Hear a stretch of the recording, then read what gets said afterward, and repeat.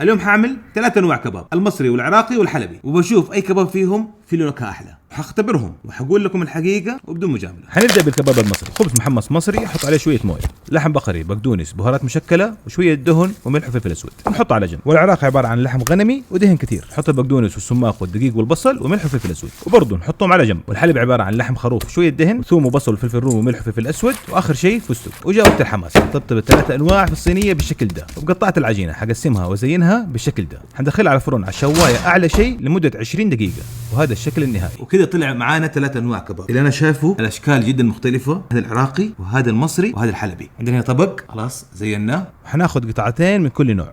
كده يا جماعه 3 انواع كباب صارت جاهزه معانا. جاء وقت التجربه. اول شيء حنجربه بسم الله، هذا اللي عليه فستق الحلبي جوسي.